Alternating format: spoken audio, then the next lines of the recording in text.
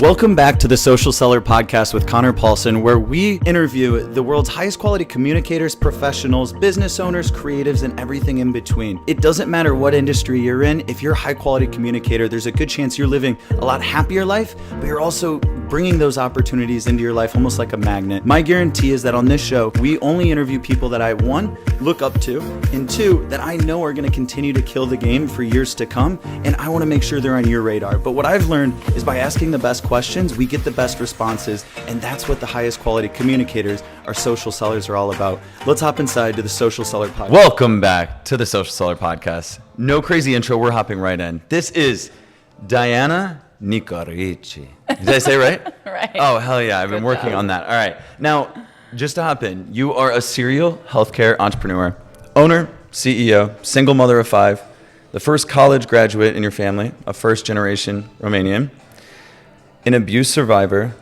and you made your first million before 30. Now, that is a juicy intro. Mm-hmm. In general, why the hell are we doing this interview today?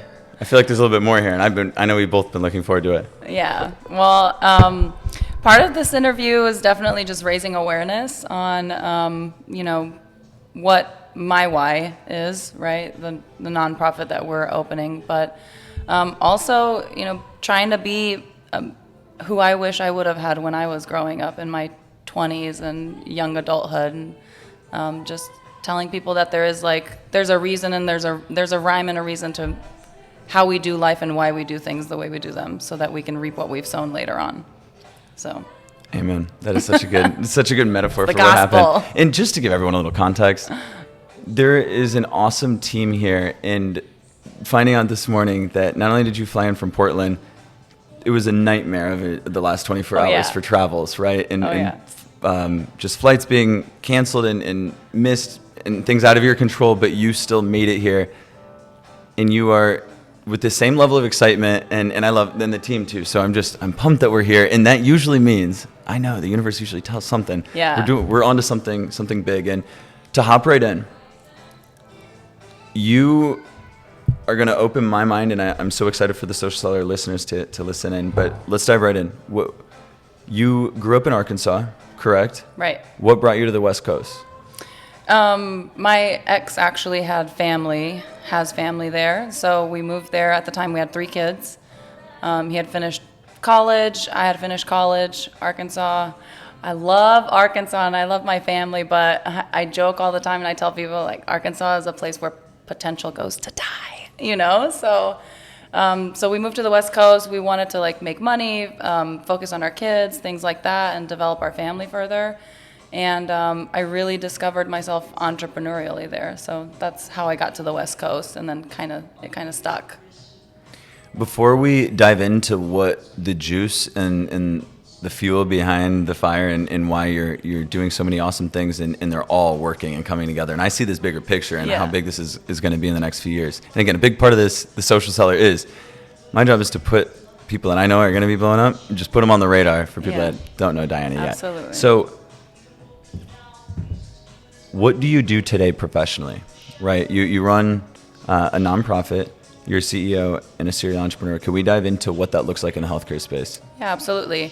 So my background is intensive care unit as an RN. I had about 10 years of experience in nurse administration, long-term care, even NICU, and made the shift to community-based healthcare in 2016 with the first startup. Took care of ventilator patients in a more smaller setting, kind of like a boutique nursing home is what I like to call it, for non-medical people. And so, went through my journey, had to sell that one for personal reasons, and then now I've started up, an additional 2 that's situated on 5 acres. So we have, 12 residents, 12 employees, and I'm really passionate about creating jobs and creating the environment where people love to come to work, and professionally developing them as well. So, I'll work with employees. Some of them haven't even finished high school. They've done their GED.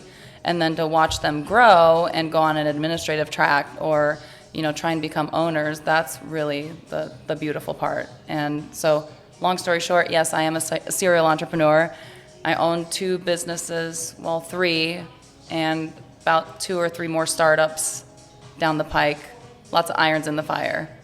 And I love, and I know you're humbly saying this because I want to dive in now to the fuel and give everyone the reasoning on why we were so excited to schedule this. And I know this has been months in the making. Yeah. What has been this fuel for you? I mean, you're a single mother of 5. Right. You're doing a lot of awesome things, but there's clear differentiators that set you apart, and Right. other professionals see it. And you show up to meetings, and just from our first conversations, like I realize you're gonna have the same level of respect as a man. Like you're gonna get that because Yeah. you would not expect anything else, and you have that confidence and conviction. Right. What I've learned in life is that comes from somewhere. It does. So let's talk about what was, when I say lowest point, like what immediately comes to mind? What age were you? After selling the first startup in 2016, so that's when I converted and left corporate health. I used to work for a big health system. And we took a sabbatical. We moved to Romania with our kids, so I also homeschool our kids. And we moved there. I wanted them to get to know our culture. You know, I was born in Detroit in the ghettos, you know, and grew up in Arkansas, but I still always loved the Romanian heritage, and I wanted the kids to really know that. Their father's also Romanian. And but my lowest point was then during my sabbatical. Like I had a lot of health issues after selling, which is very common for entrepreneurs when we can't figure out a good work-life balance. And What were I some of the felt health, like if so what were yeah, some of the yeah, health- absolutely. I mean, GI issues, so gastrointestinal. You know, if you have acid reflux, if you're having insomnia, difficulty focusing, sweaty palms, all the anxiety things. You know, I think those are definitely chronic conditions that happen. And you know, there's a good book about that. It's called The Body Keeps Score. So while we can handle the pressure and the stress, our body's taking score, and then you're going to pay for it at the end of it all. So my lowest point was I was in Romania, and I just felt really isolated, and I felt very numb inside, and I was confused. I didn't know what it was. I had this like desire for life, for, you know, big projects. I was a huge visionary and everything, but I knew something was really off, and something needed to change, and that just so happened to be my marriage and our medium that we were in. So that was the fuel to actually like make a huge change, which is big culturally. Like Romanian conservative Christian culture, you don't get a divorce. Yeah. You know, and it was really hard, but my kids were my fuel for sure. You know, seeing my daughter sit there and watch me and kind of knowing that she needs me, but I can't really be there for her in the right way. That's my fuel, because now I create my own schedule. I can homeschool them, but then I outsource some of the busy work so that I do have quality, intentional time with them. And they've told me multiple times that I'm their dream mom. That I'm the mom they'd always dreamed of. So, you know, that's ultimately big fuel for me, and just empowering other people and saying, you know, if I can do it, you know, people ask me all the time, what are you trying to prove? And I say, you know, I just make a decision. It's a daily moment by moment decision, and some days are really hard. Some days you don't want to get out of bed, but most days are really rewarding, and you go to sleep and you know that you made a dent, you know, and that's all I'm trying to do is make a dent. I love that. Damn, so much to unpack there. Can't keep track of it. I was like, on the health thing, because I think entrepreneurs, we get caught up in the lifestyle, and it's exciting, right? Mm-hmm. Regardless if you're a solopreneur and you can do awesome, or whatever the in between is, and you ride this roller coaster, and a lot of times you hear about it reactively, and it's the health health scares, right? And would you associate it looking back? Was it all stress related, or where do you see the aspect in business? Just to kind of understand, was it like, would you attribute it to I wasn't sleeping well, or my diet, or was it a mix of all of these things? It's a mix. It's a mix of things, and a lot of times I think we don't give credit to the relationships that we're in, which is a big sticking point. You know, now I realize I've been single for 2.5 years at this point, and I realize how very little control we have over ourselves internally whenever there's another person in the mix. And if that's not an emotionally safe person, then, you know, that's going to affect you. It's going to bleed into your professional life too. It's going to bleed into, I can't sleep. It's going to bleed into, you know, am I doing the right thing? Why am I being second guessed? Why, you know, am I really that difficult to get along with, or things like that? So that would be a number one, you know, analysis that I would make personally as an entrepreneur. If you're, you know, you're not sleeping well, or you're having like bodily dysfunctions, it's definitely, you know, stress, or are you just putting too much pressure on yourself? I'm notorious for that. Like timelines, I have unrealistic expectations for myself. And then I see everyone else and they're like, Diana, how do you do it all? I don't understand. And for me, because it's become just second nature, I'm like, it's my life. But I think we don't give enough credit to going to the gym regularly. Like, seek those actual healthy endorphin and dopamine hits, you know, paying your bills, actually consciously paying your bills, knowing that you're doing something. Like, it decreases your stress. I had to start going to a chiropractor and getting massages regularly because that kept me grounded. That helped my anxiety. So a lot of people run to maybe substances to try and hone that in and reel those in. But there are really a lot of natural ways that we can, you know, do things. Dancing is like, okay, I know you're gonna look at me. I love dancing, and I didn't know, and I've never danced until I was 31. Really? Ever, right? And then I read research that said that dancing is actually a good form of like therapeutic trauma healing, because it's movement and you move your body parts, like your limbs are crossing the brain hemispheres, so you're rewiring your brain while you're enjoying and laughing, and there's the oxytocin and all those good hormones. And I think we just don't give ourselves enough of that. And like there's the whole culture now of like the Netflix and chill, right? Yeah. You work, and you just want to stay in the house and you just want to lay there vegetatively, which is fine every once in a while. But for the most part, you need to keep moving. If you want to keep moving and you want to keep evolving, then you physically need to keep moving. Whether it's a gym, hikes, you know, achieve that balance. It's got to be a work-life balance. I love that. I read somewhere in the last year that the body doesn't allow you to cry while you're dancing. So, or like sadness. So there's certain emotions. Yes. That was the fascinating part for me, was, wait, what? Like, just by dancing, and there's magic in it, right? So then it was like, wait, as a kid, when they would stroll in the cart and it was, you know, TV day because the sub was in. And, Yeah. I'm purposely going to time like ourselves because, yeah, I'll be able to look back on this one day, and I was the guy talking about it. But when they would talk and show you like how like we've always danced intrinsically, right? And I looked at it, I was like the outsider, like, damn, they didn't have tech. I couldn't imagine growing up then. But in reality, like, they knew a lot of these things, and I'm starting to realize, again, with this whole universal thing. Yeah. You talk about health, and what I love is we're bridging it because it all comes down to why you're successful in business. Exactly. Right? That's the whole the commonality. So I'm glad we get to dive in to the health. And what was the book called again? The book was called Bodies Keeping Score? The Body Keeps Score. The Body Keeps Score. Mm-hmm. And a good brain rewiring one is Brain Talk by Dr. Schnark. That's a very, very good book that talks about how we are capable of rewiring our brains even after extensive trauma. You know, complex PTSD is very different than PTSD. PTSD is going to be something like a life-changing traumatic event, like you think about people in the military or in shootings or things like that. But complex PTSD is very common for people that have gone through, you know, especially covertly abusive relationships where, you know, we are in the cancel culture / you know, toxic relationships, like toxic, narcissist. You hear all these like key words. Well, you know, these are real things that are actually affecting us, and they're rewiring our brains to walk on eggshells, to not trust ourselves, to betray ourselves, to, you know, say yes when we want to say no, or vice versa.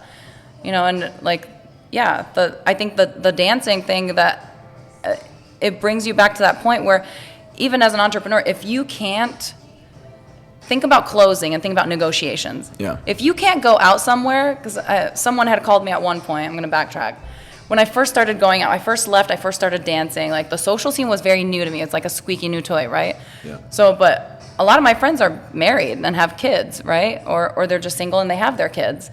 And so I would go out clubbing alone. I'd go to the salsa club. I'd go, and people laugh at me, but I had a friend that called me at one point, and she was like, "How do you go out solo?" I Googled it and I don't understand. And I was like, oh my gosh, listen, you can't, you just have to own it. And as an entrepreneur, I think practicing that like super uncomfortable situation where you're going somewhere all alone, no one's there as your safety net, you got to make friends, that's going to help you out in the business world too. I mean, think about cold calls and, closing a big boardroom of like people that are super successful and wealthy, and they're like, what can you bring to the table? And I can't tell you how many times I have closed millionaires, billionaires. I haven't chosen to work with them because I don't like their terms, but the common theme is we want you. Yeah. You bring energy, you have this, you have spunk, that's what it all boils down to. So what are you doing to develop yourself? Because you can sell trinkets on the beach side and still be successful. Diana, there's hundreds, honestly probably thousands, realistically. There's thousands of professionals that would have somewhat of a similar resume as you, right? Now, outside of this interview, if we were just looking, black and white on paper, what separates you and why the hell would a billionaire have eyes on you? What has allowed you to separate outside of, the adversity and things, but professionally? Yeah, well, based on feedback, I mean, they see that I'm bold, I'm fearless. I see it. I stand behind what I say, and that came with, like sitting with myself a lot, years. I mean, you see the end product. People see the end product, the healing version, but that came from a lot of times of just like sitting alone and going through things. And, everyone sees the polished Diana, but no one sees the therapy Diana. Like, I'm in therapy once a week and I'm a blubbery mess, and my therapist congratulates me and encourages me, right? Like, those are important things. Mental health are really important. Amen. But they, their number one resonating thing is this woman has 5 children, took the biggest risk ever, didn't go back into corporate health, doesn't have a job, a safety net, and is pitching to us a business deal that she's actually making a good argument about. And they love the assertiveness. They're like, I love the way you do business because you say it, you manifest it, and it's there. And then you follow through. What I see, I don't want to remember, but it's self-worth. Yeah. Which it shows up in confidence. But to a viewer that might be listening, you can see it, but this is like, you have a conviction in the way you see it, or the way you say it, and I know you saying you follow through. I can feel it being here with you, that it means a lot. It's a different tone and a level of, that's just certainty. Yeah. When you talk about it. And that's where I'm saying the conviction comes from, right? Mm-hmm. I sense that. Who taught you that in life? Like, where did you learn? Was it a parent? What allowed you to learn I think it was actually, there are 2 paths that you can take whenever you, maybe, our parents were great parents. They loved us very authentically. The fact of the matter is it's a different culture, and, it's scary whenever you come from a completely different country and you're trying to just like make sure your kids are going to be okay and they're going to be able to navigate life.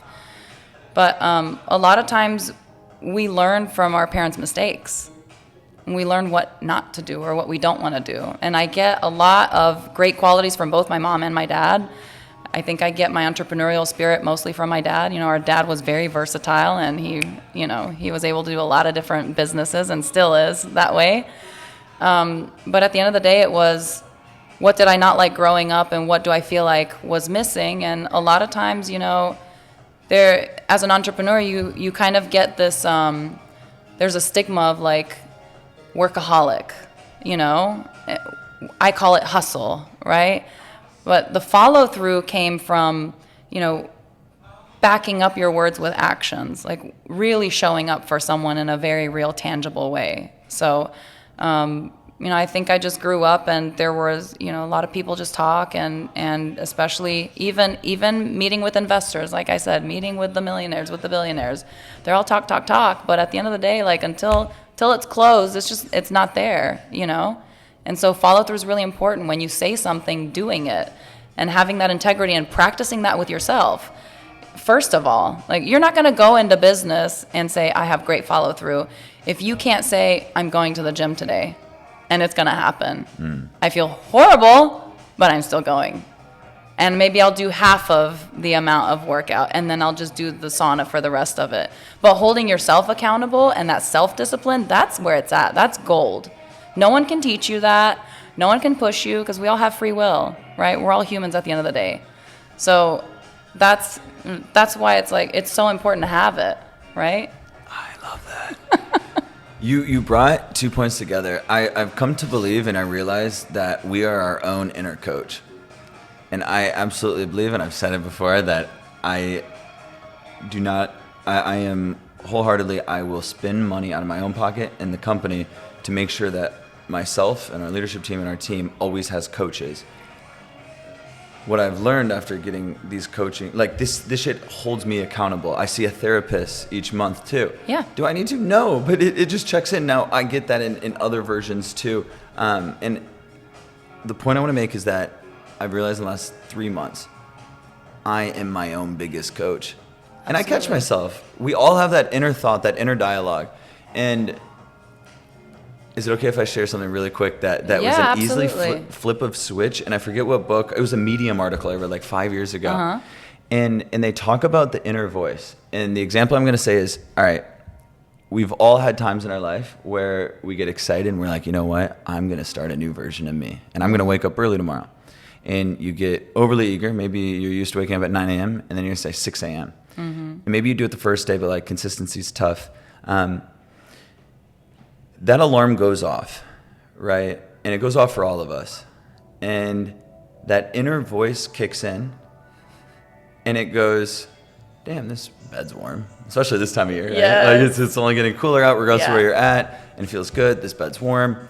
And you start coming up with really good reasons. And me especially. Like, Connor, you were up late, but you closed some business last night. Like, Yes. you did X, Y, Z. So, but honestly, you care about sleep, Connor, and 8 hours is your and you know how much you care I love about, the inner right? dialogue And I will literally happening. create.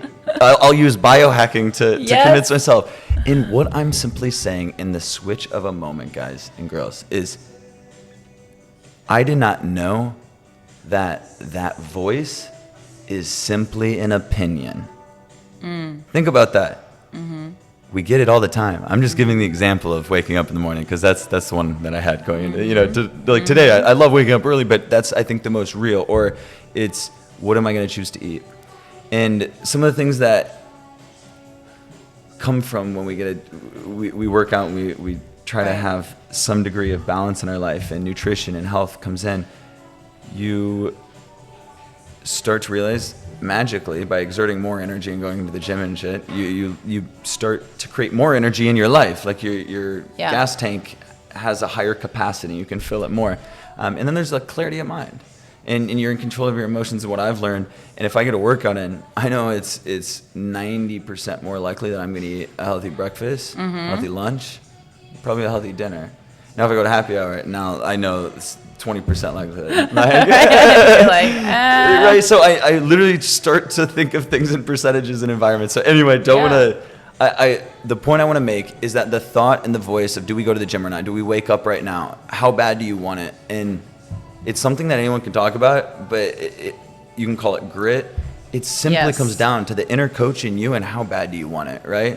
Exactly. Because the only thing on the other side is realizing, hey, 99, if we lined, whoever is listening, if we lined you and myself up with 98 other people in a row, in a line, right? A huge line. Mm-hmm. Think of a football field. We're all lined up in the middle on the 50-yard line.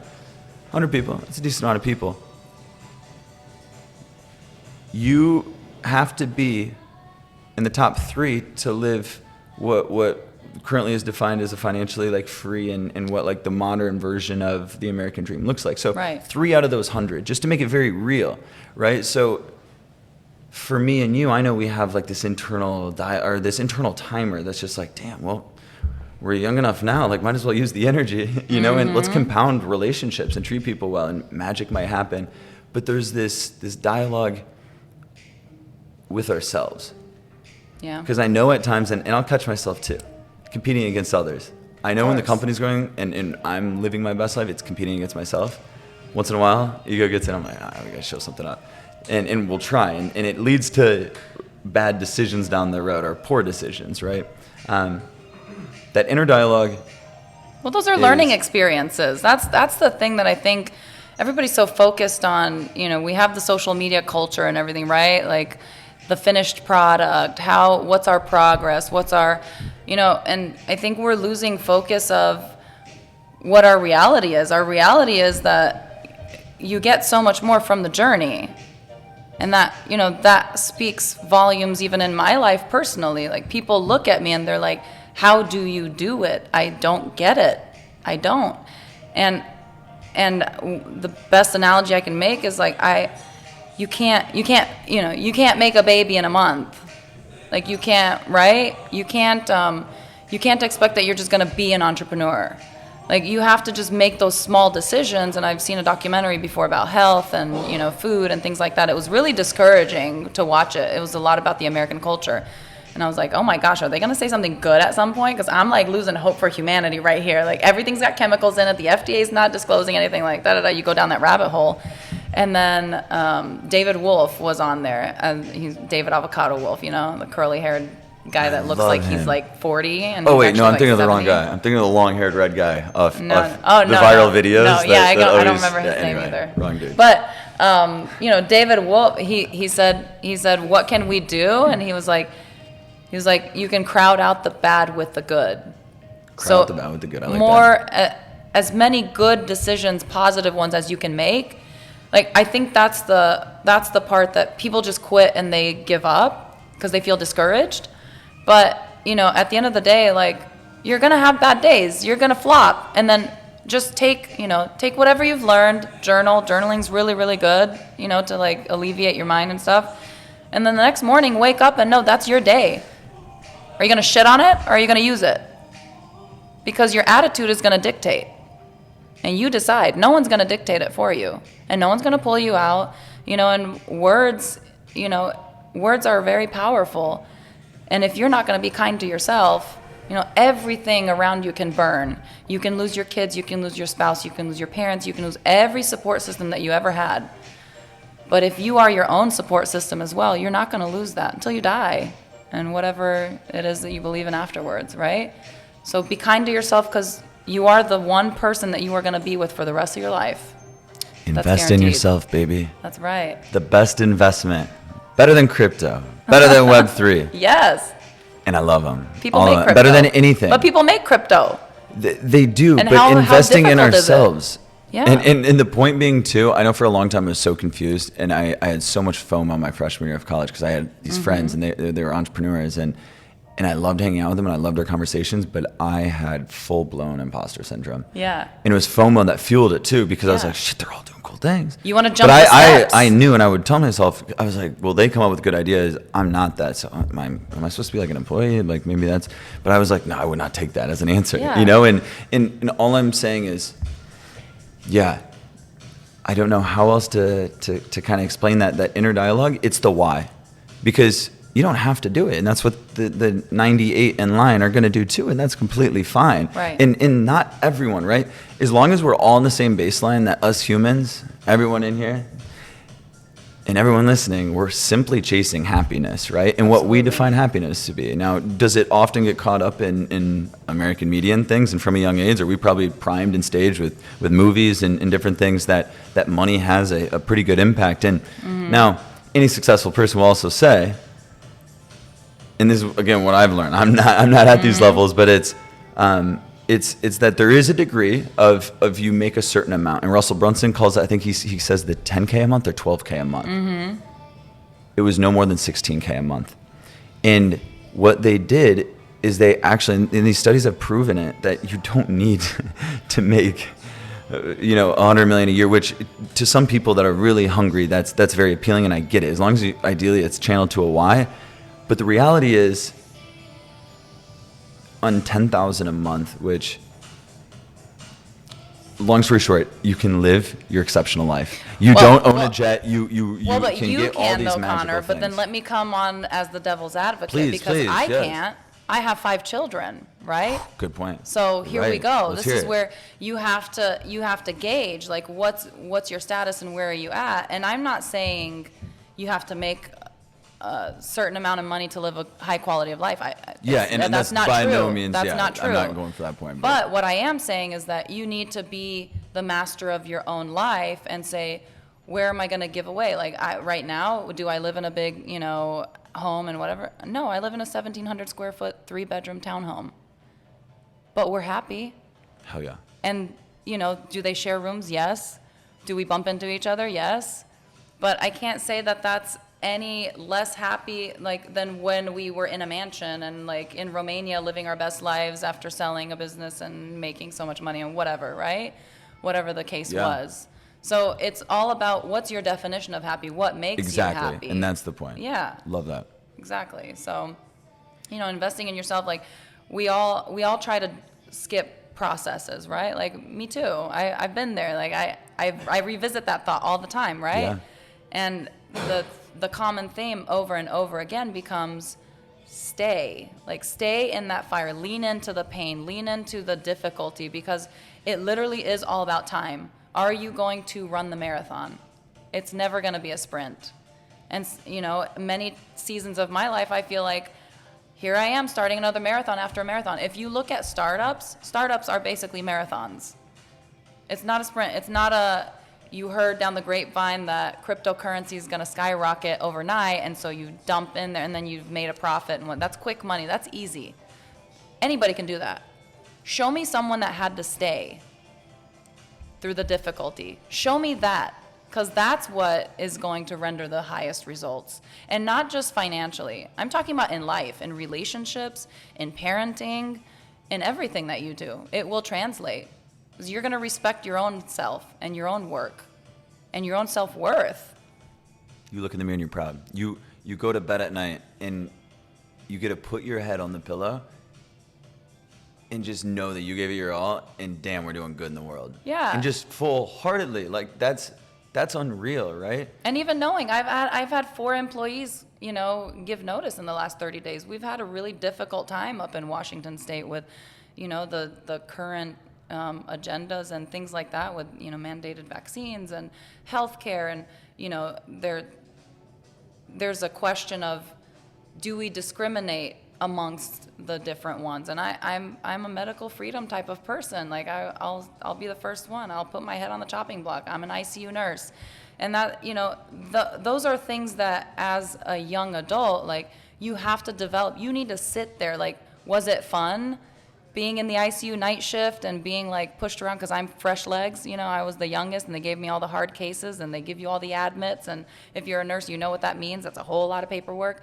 It wasn't great, but it made me who I am. Like, you rarely find medical professionals that are also entrepreneurs, because it's a different skill set, but you do have to build that foundation and that basis and sit in that job. Don't quit your day job, right? Until you're ready to take that leap of faith. But then when you're ready, go, and make sure that you have that work-life balance. Like, that's the thing. When you're working, you hustle. Like, when I was in an ICU job at night and we had 3 hours of downtime and our patients were cruising, everybody else was watching Netflix and binging, I was typing up policies and procedures for my startup. I didn't take time off.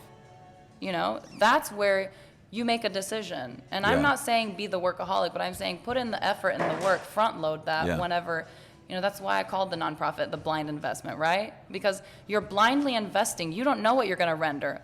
But boy, personally, I invested so much of my hard work and experience in intellectual property that now I'm being called as a consultant in that industry.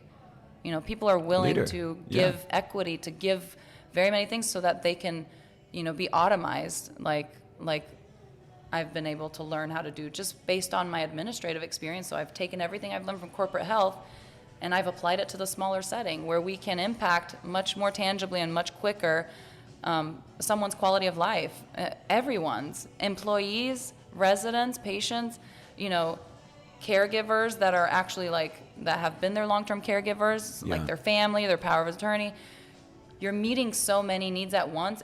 You can't help but feel rewarded by it. Even if you go to sleep and I don't have coverage for tomorrow, or I don't know how I'm going to make payroll. Like you just have faith in the process. And as you sit there, you're refined by the fire, and then you become or by the pressure, whatever you want to call it, and then you become that unbreakable and unshattered diamond, right? And then you inspire other people.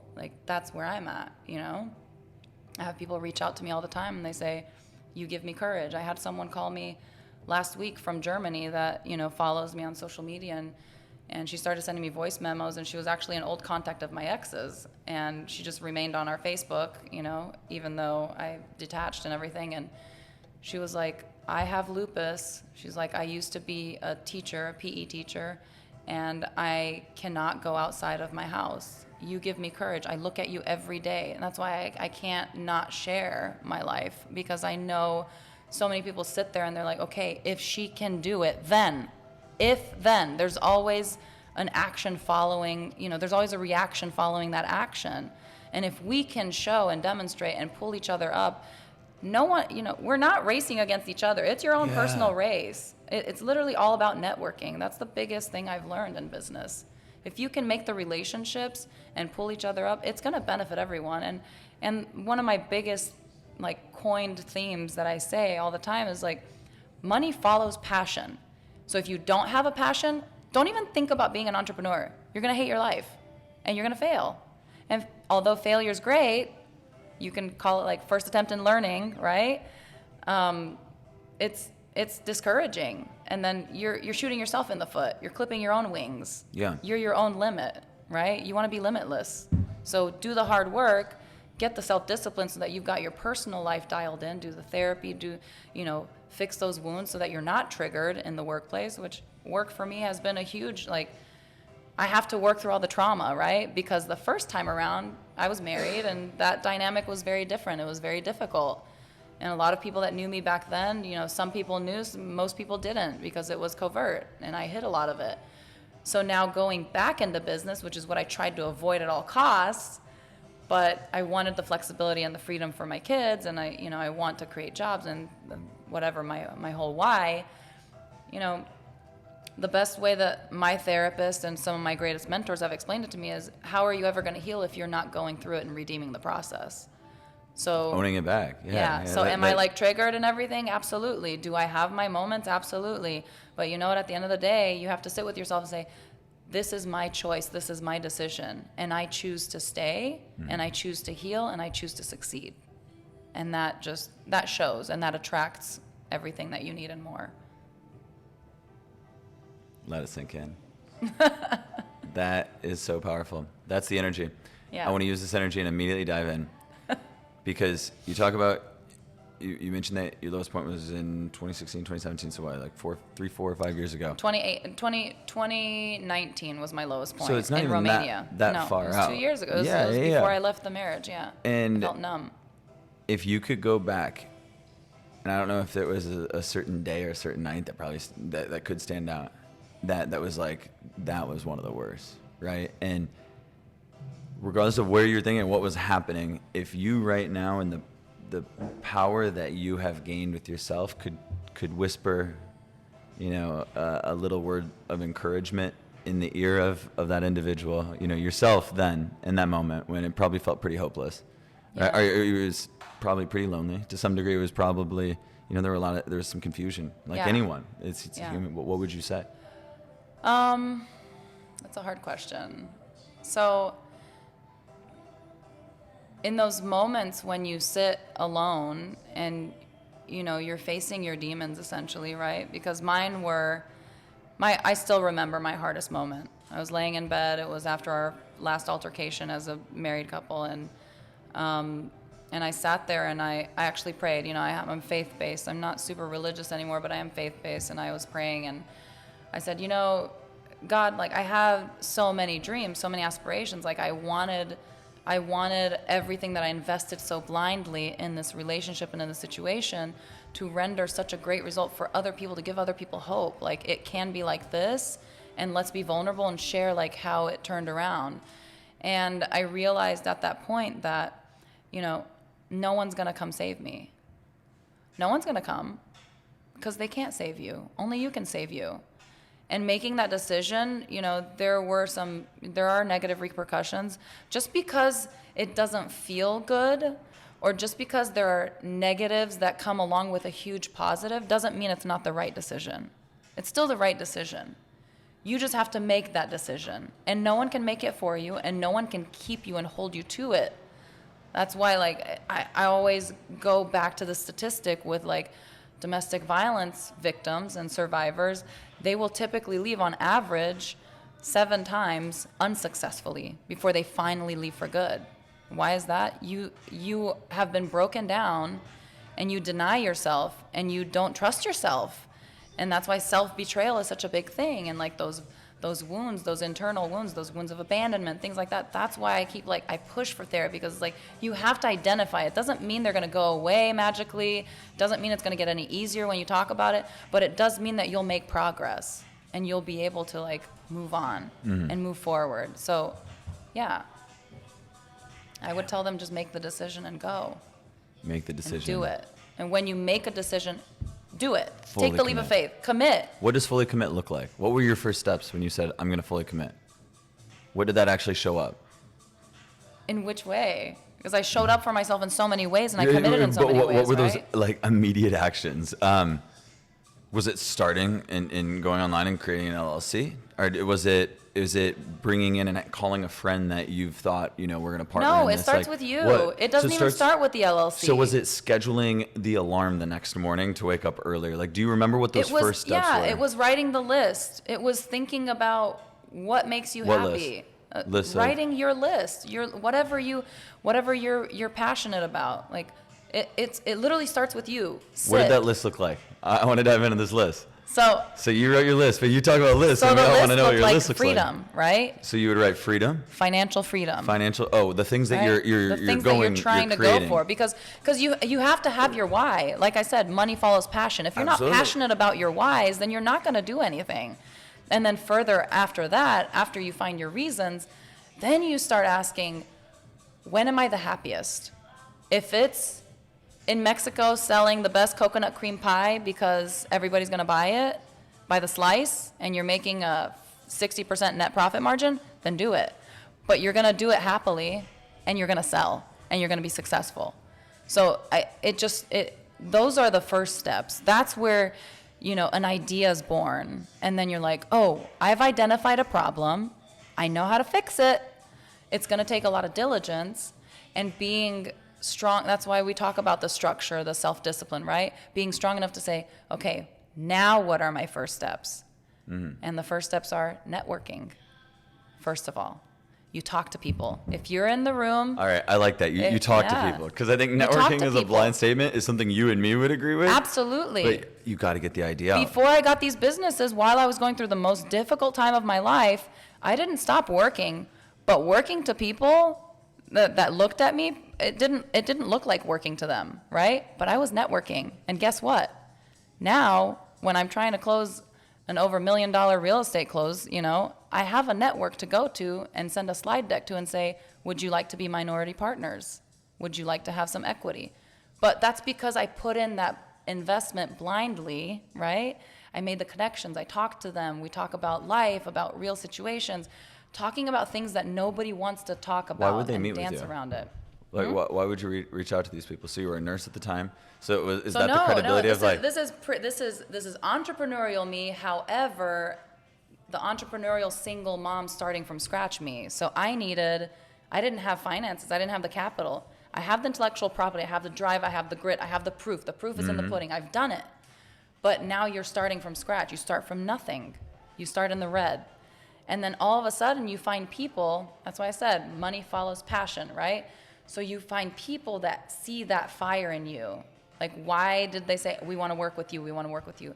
Because they see it. They see the flame in your eye. They see the spark, and they're like, this person could do anything, and they're going to be successful. Let me hear what their story is and what they want to do. And they want to join. They just want to be along for the ride. Amen. All right. Never talked about it on podcast. I love that you say this, and I know that you deal with, being in the healthcare space, there's it's a little bit more common to have billionaires hop around, right? Or like just a level of It's wealth and not numbers common that to have billionaires hop around. I mean, there's only like a few thousand living or dead today, as far as I understand. Crazy story. Yeah, that one. But it was through networking. Through networking, random 100%. networking. The point I want to make here, and the reason why, and if I could whisper to myself freshman year, because I would always value networking.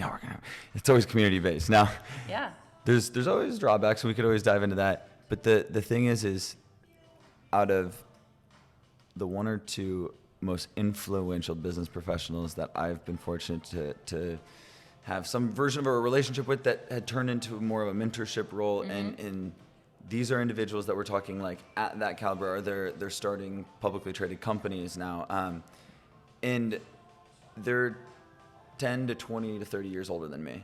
And not only do I feel intimidated going to them, but I asked them, because they not only brought me in, but they started introducing you to the other people, Right. And you're like, you're looking these people up on LinkedIn, like, what the hell do they want to, like, I don't even know what I'm supposed to do. Should I prep for this? What should I wear? Do I buy them a bottle of sake? Like, and the one point is, and you said it, the reason to invest in yourself and to coach yourselves is because those high level individuals at that level, I'm sure life looks a little different.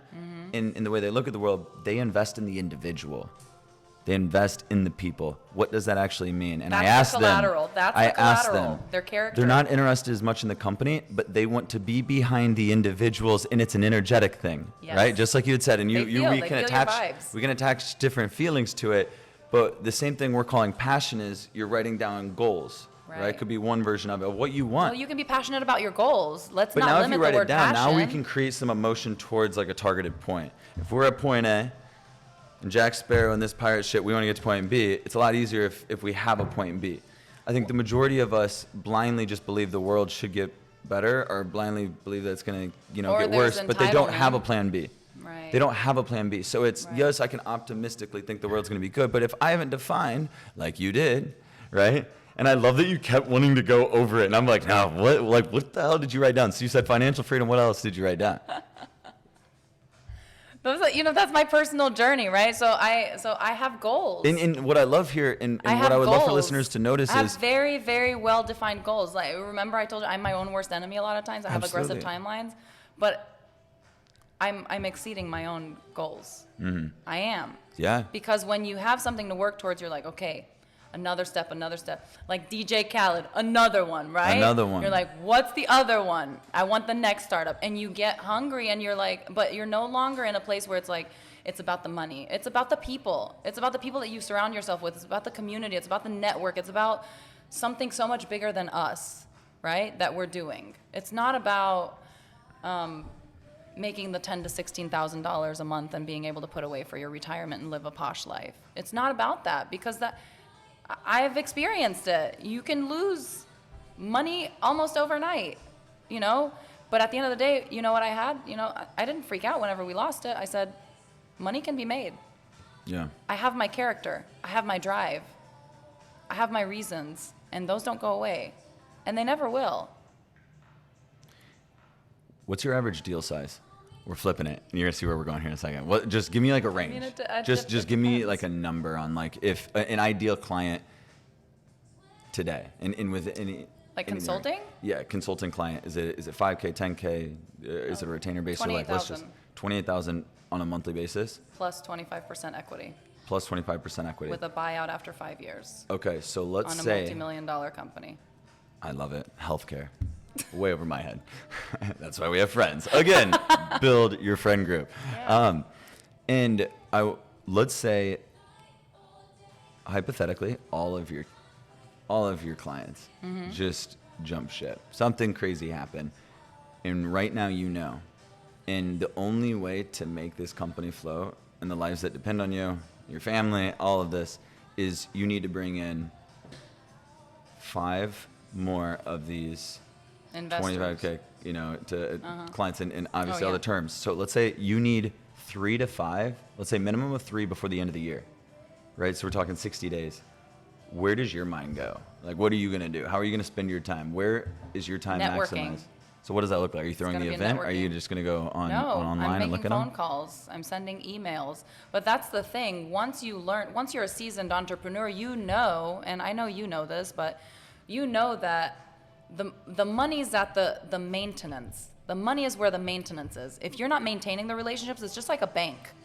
If you're gonna keep withdrawing and withdrawing, you better have made some deposits. Yeah. Like you better have like gone and visited with them and like met with them or called them or texted them, hey, how are you today? Like I thought about you, you know, how's your situation, whatever. Like you get to know people on a personal level, and then they come to the table, and then they're willing to work with you. And there might be seasons like 3-6 months even where you don't talk to somebody. Like I have an attorney friend that, you know, we didn't talk for like 6 months just because I didn't need his help and whatever, and he didn't need my help because sometimes he calls me for healthcare stuff.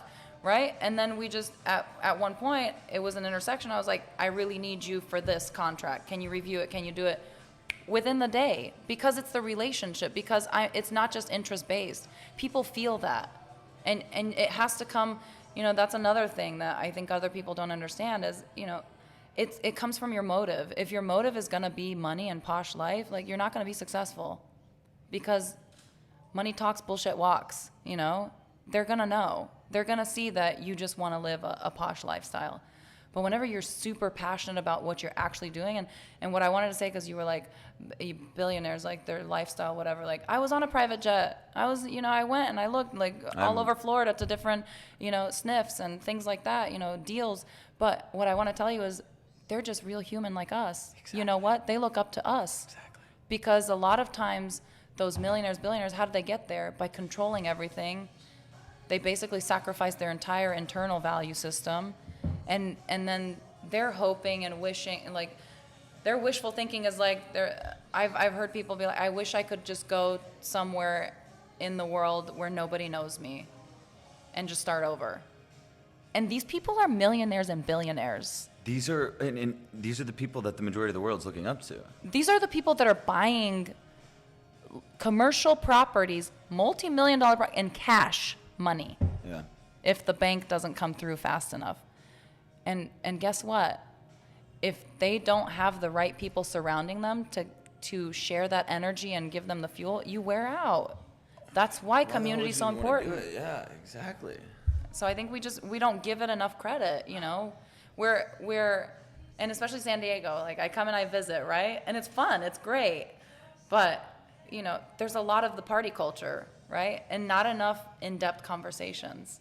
Like, why aren't we building each other up? Why aren't we talking about our goals and aspirations? Why aren't we, you know, planning the next startup? Like, even if it's just a small thing, even if it's just you got a second job and you're a 1099 employee, which here, I'm going to spitball. This is the fire hose, guys, you know?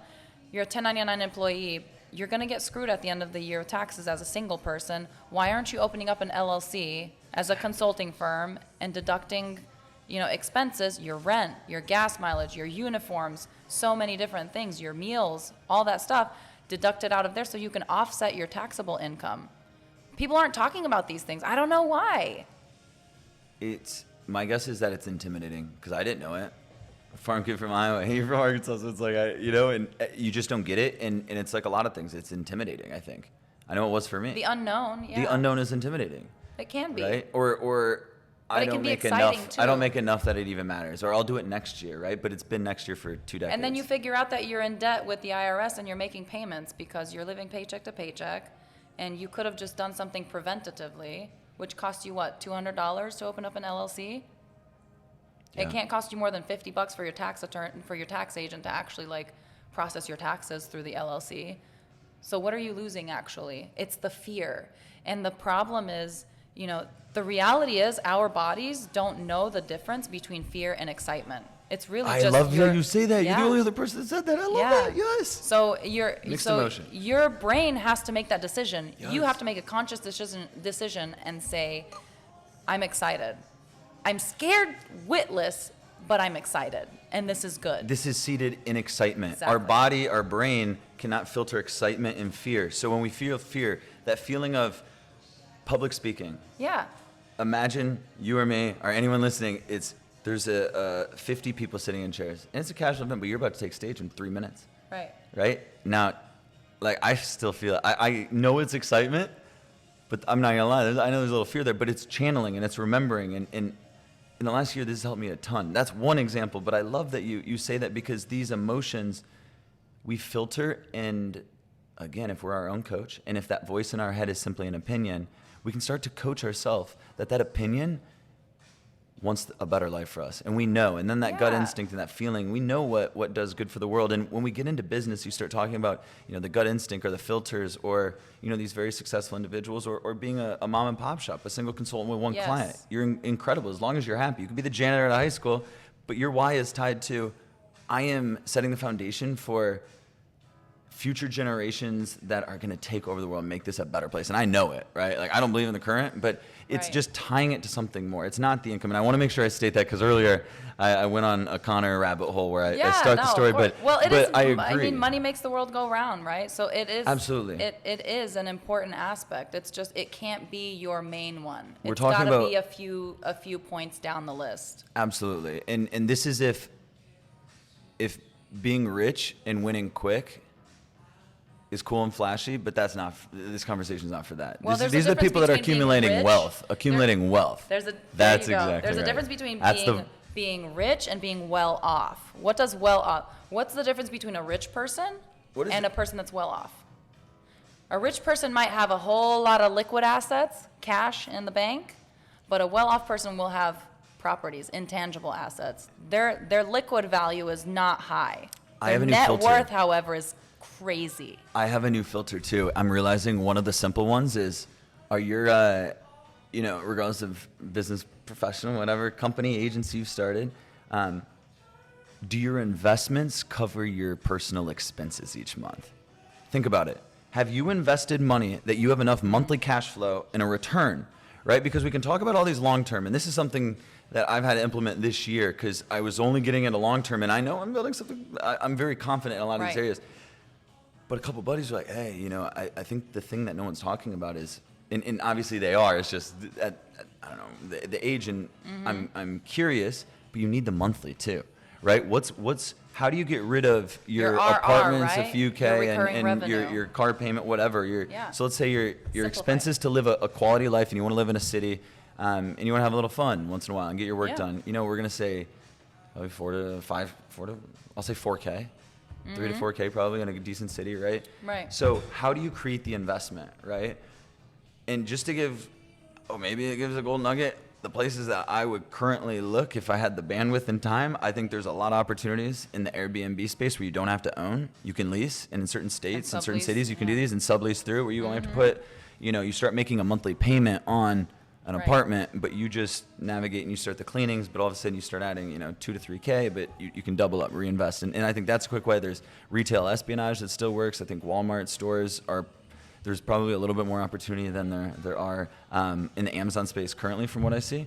But anyway, and then there's the crypto boom and Web3, and don't get into it blindly, because I think a lot of people will lose a lot of money over the next few months, because we're just seeing as evidenced by the last year, right? And this shit excites me. I know there's the future, but that's the one thing is, now I see how the masses are starting to come in. Yeah. And it's exciting because there's a lot of hype, but that also scares me. Like, a sturdy investment like Shiba or something like. Well, I think you missed one really important point, though. Let's hear it. Because you're saying, investing in return and things like that. What about the person that doesn't have the money or the knowledge or whatever? Your biggest leverage and collateral is yourself. Amen. How much can you leverage your time? So with that structure, with that discipline, you're now carving out, you said you do podcasts every Friday, right? So if it's every Friday only that you have off from your day job, but you use that Friday, allocate those 8, 10, 12 hours, however many you can dedicate to whatever your passion startup is going to be.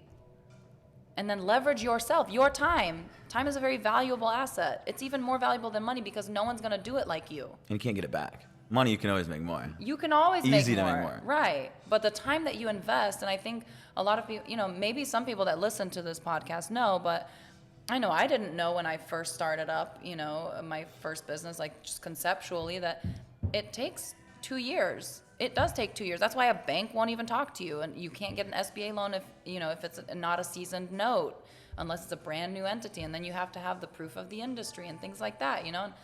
That was something like I came back into business from a very weak point. But all the banks that I spoke with were like, we want to work with you. Why? Yeah. Because of the experience and because I was leveraging myself. And they said, you know what you're doing. You've proven it. We want to be with you on your journey.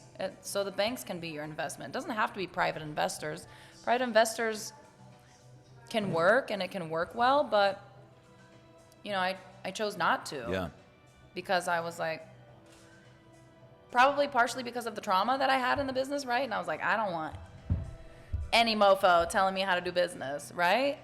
That was a big thing for me. I'm not female gonna lie. or male, On a selfish side, it was a doesn't control matter. thing. Yeah, I and- don't want to report to anyone. I Because work and for enough if you people. know yourself enough and you know how you operate and how precise you are and how persistent and how quick of a return, it's really cumbersome to have somebody else involved in it. Yeah. Unless you have been like you've had a long-term relationship of friendship where communication is really clear, you're able to like navigate difficult conversations and not have things blow up in your face. Like those are the types of there's a course actually by Stanford. I think it's a free course on I think it's on iTunes, I can't remember. But it's like a 13-week actual startup course, and they talk about the culture. They talk about how, you know, being a co-founder as opposed to a single founder, because, you know, it's different. I don't remember if I said this or not, but if you're the smartest person in the room, you're in the wrong room. Because you're not going to grow, you're going to stagnate. So, you know, learning how to have the friendships, network, and things like that, and grow together, that's going to be your superpower, because you're not going to be able to do everything. You're going to have to build other people up, and you have to be okay with that. And a lot of people are like, oh, that's my competition. I don't see it that way. Nobody's ever going to be me. Nobody's ever going to be you, because we walk our own journey. We walk to the beat of our own drum. If you can make it past the first year in entrepreneurship, You're solid. yeah. But don't that's quit your the day mindset job. that you're gonna get. Pay your bills. You know, don't quit your day job until you're ready to. Yeah. Don't believe the hype Until of it like costs dropping out of you. college and shit, unless you know and you have a viable plan and you already have a tech company. Like, yeah, exactly. You just have to know it for yourself. You have to hustle. You're gonna work 10, 16-hour days for about a year. Just suck it up, buttercup. I mean, that's why I'm saying do it early. But you have exactly, the energy to do it. Exactly, and it's the same viewpoint of. I view it as my retirement, and like I did Yeah. in college, because just to give context and just part of this conversation, up until a few months ago, I probably shouldn't even say it, but us partners purposely were only taking out $2,500 a month from the company. Now every meaning, and this has been Right. for almost a year, purposely in massive growth mode. What I've hinted at but never explained is, for over a year, I've continued to work full-time doing that and working a full-time job. Like, that's my passion. That's why I get Right. excited to wake up at 4:15 in the morning.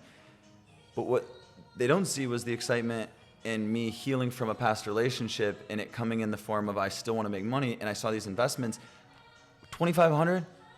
Like, I live in a studio. I drive a 1999 Oldsmobile. I'm from Iowa, and they still have Iowa plates. Like, I have gotten rid of the ego. Yeah. And this has opened up a door. I did not have a single investment, a dollar in an investment, up until the second week of January. Thanks, Yeah. Kev. I'm helping you out now, you know. But it's wild, and I'm only saying this because I'm a farm kid from Iowa. I don't think my dad has a single investment in, like, yeah, I guess in the farmland and like those things. I guess yeah, I'm Right. thinking of it in a different way. Right. I had to have a hunger, like you're saying. And you and me learn. aren't here on a soapbox talking about you need grit. No, you can listen to any book and like hear this. It's just giving the reality and the scenario of holding ourselves accountable, because it feels damn good. And the happier version of you sits on the other side of you finally taking action in the direction of that voice that's been talking to you for a while. Yes. And it felt right. But then it starts to go away. If you don't take action with that energy, that little bit of energy, when you watch a TED Talk, and it just really moves you, or you watch a video, you're watching literally Planet Earth, like it doesn't matter, and it moves you. Just be aware in what that movement is, But if you because don't that's what act, people yeah. that want to be entrepreneurs that I feel like haven't maybe tapped into it. They haven't felt taking action aligned with an energy, right? Because now once you get to, like, we're talking the first year, you just get through the bullshit. Like, it doesn't, you know. Yeah. You get through it, you kind of realize, wait, a lot of things I cared about, you know, spending 3 weeks on a logo and $500, like, shit, like, why? It doesn't really matter. Yeah. But you don't know that at the time. So it's just take action, right? And in the 1% mindset, if literally 1% better each day, 1%'s not hard. Now, after a year, that's 360, like 350 plus growth, right? Percentage wise. And it's the compounding effect. And I read about it for so long. And a lot of these things we're talking about, it's just exciting. And why I love we get this mixed excitement is we're both young professionals that have dealt with different adversity. And everyone listening, anyone in here, we've all dealt with adversity, right? And if we get over the fact that our adversity, and I get it, and I don't even want to say like, this is the entrepreneur side of what I channel in my own mind is like, Connor, no fucking excuses. And I genuinely believe like that's for anyone else. And I bet you anything, if you see me on LinkedIn, you're like, no fucking excuses, Connor. Look at this woman, like 5 kids. And that's why I'm out there. And you have a whole nother level. And that's why I was like, you know what? I wish I could hear from someone in the thick of it. And that's why I'm here. Yeah. I'm the 33-year-old single mom of 5, domestic violence survivor, going all in, with business during a time that's really tumultuous for healthcare. Like, you guys know, we've never been under the microscope so very much and constricted so very much as we are in this time. But I'm still staying because of the love of what we're doing. And I stay true to it because I know that in time, it's still, your best ROI is always going to come from yourself. Your investment will always render the highest ROI, return on investment, right? So that's like, and I got to a point where I was like, I'm sick of hearing 55-year-old women tell me about how they persevered and their kids are like 20. My kid's like 2. Yeah. I left and he was 2. He had just turned 2. I want to hear from the mama that's struggling with childcare issues, with PTSD and healing it, with behaviors, with homeschooling in a pandemic, with working from home or working hybrid or having to travel a lot. How do you create that work-life balance? Like, that's what I would have needed. And that's who I want to be for everyone else, right? Like, I know that I was called to be a trailblazer, a waymaker, and I'm going to do that. And hopefully, God willing, I have the energy to document it all and to, through the podcast that we're going to launch soon, be able to encourage people, not only women. I think I've told you before, I've helped just as many men leave successfully toxic relationships as I have women. Because it's not gender specific. It's very gender neutral. Domestic violence happens. And can you explain what that looks like? Because it's not just hitting, punching, throwing shit at each other. Yeah. For the guy. No. Like, so, what does domestic violence look like today versus what you see probably the majority of men because believe? the external. So this is what and I've talked about this so much, but externally, people will put a prejudicial statement out there and say domestic violence is physical.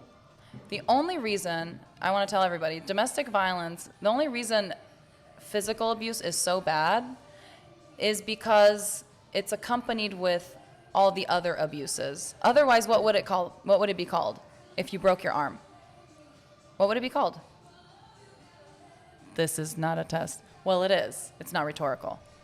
Oh, yeah. It would be called an accident. Oh, accident, yeah. Right? But because the broken bone is accompanied with the emotional, physical, psychological, spiritual, because it's accompanied with all those different facets, that's when it makes the shift and it's domestic violence, right? It's physical abuse. But I've talked to men, that were manipulated, super controlled, that's why I'm saying, like, sitting with yourself is so important, getting to know yourself and being okay being alone and being independent and having, love on yourself and really know yourself, because you can't be successful in a relationship, in a personal relationship, unless you really do know yourself. But for men, a lot of times it looks like the woman is withdrawn, or she'll turn around and she'll manipulate a situation and she'll be like, well, she'll be the victim. She'll play the victim card. And then he feels like he needs to buy her certain things or do certain things. Like, now you're getting into like the sugar baby, sugar daddy dynamics and vice versa, right? Because they're sugar mamas too, right? So like, there's, yelling, screaming, It's called domestic terror. Whenever you're in an argument with someone and they follow you around in the home, this is a term that I learned during my divorce trial. It's called domestic terrorism. When they won't drop the subject, when you said, I need to step away and clear my mind, and they will follow you around, it's called domestic terrorism. Holy shit. So we are being terrorized. And that's why so many people, I feel like, are running to like substance to like numb and stuff down those feelings, especially men, because how do you say as a man, I'm in an abusive relationship? Like, yeah. And let me like paint the picture, right? So I'm early on, like 2.5 years ago, sharing stuff on Facebook. I have a lot of my old high school friends and stuff following and things like that. A gentleman reaches out and he says, how are you, da-da-da, you know, and then he, long story short, he's like, I am in an abusive relationship. And I was like, yo, you were in the military. Don't tell me you're in a psychological, like, you guys were literally taught to withstand psychological abuse. Yeah. How are you in a mentally abusive like, you don't have any kids, why have you not left? And it's a vicious cycle. You know, there's a codependency, there's a familiarity, it's scary. You're going out into the unknown, so you stay. And then there's something called, that's why I talked about Brain Talk by Dr. Schnark. Yeah. There's something called trauma bonding. And so you get these like hits of like, they're talking down on you, they're telling you how worthless you are, they're breaking you down, and then there's the love bombing.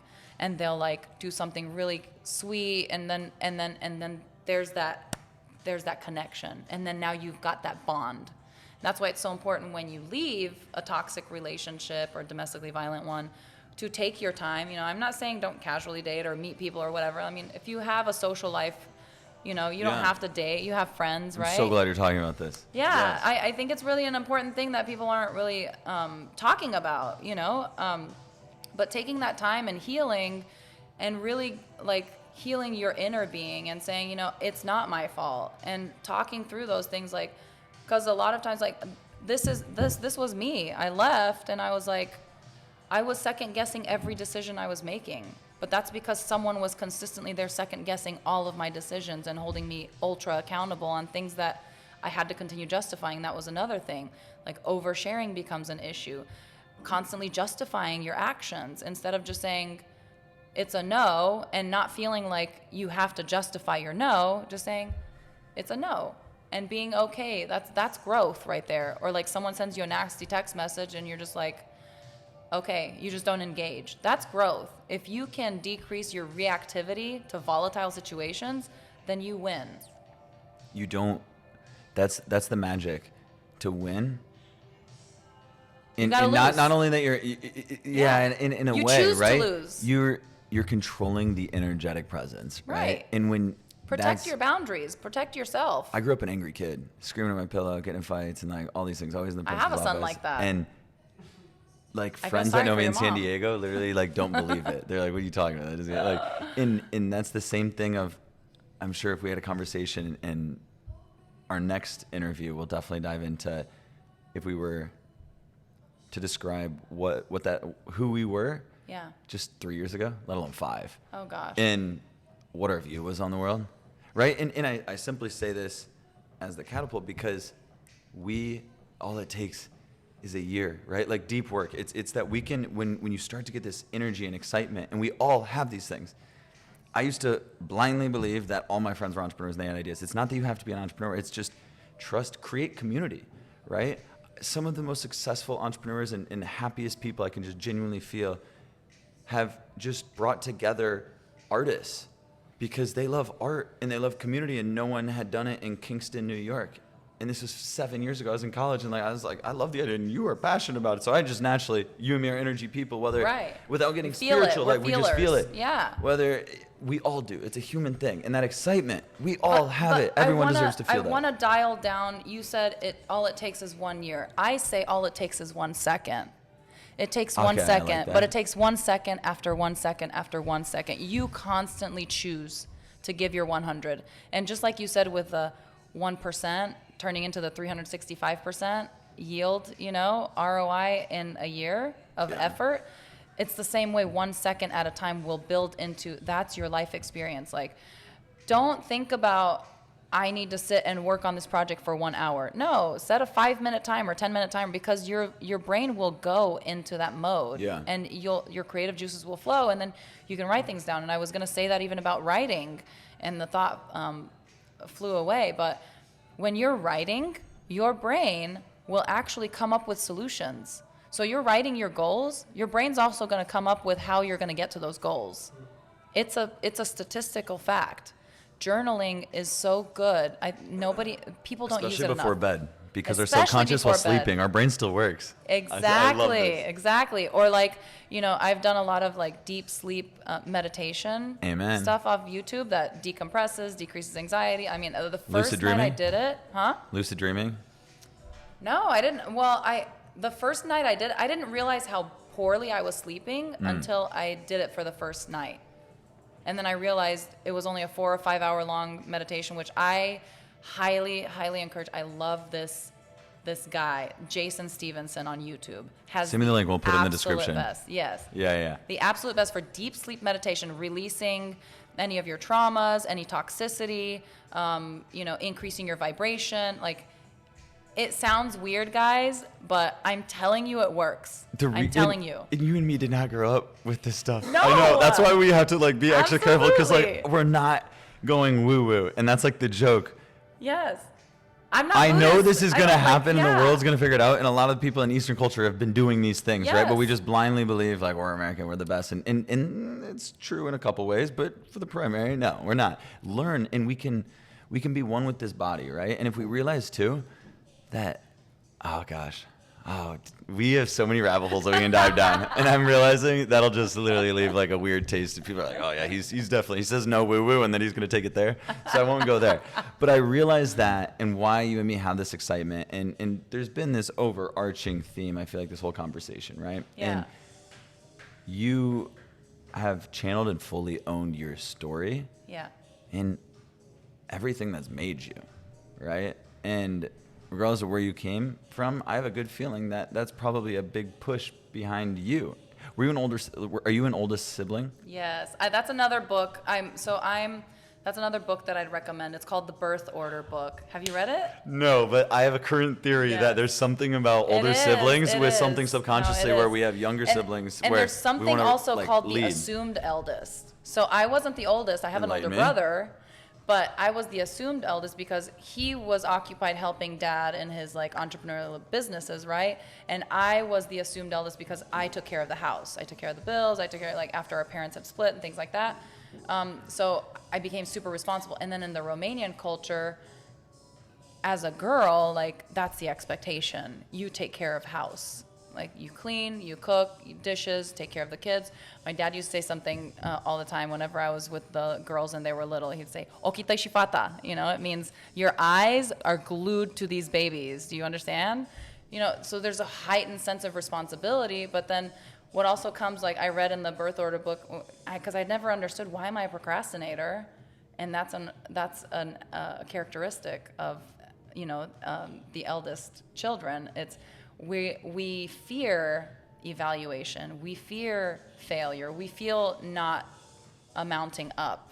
And so we leave it alone, and now I laugh and I call myself a planned procrastinator, because I'll still leave things, but I know how long it takes me to do it, and so I'll be because you were writing your notes, I was going to bring it all together. I love it. 5 minutes before, right? But we know that's how we function, that's how we operate. We thrive under pressure. Exactly.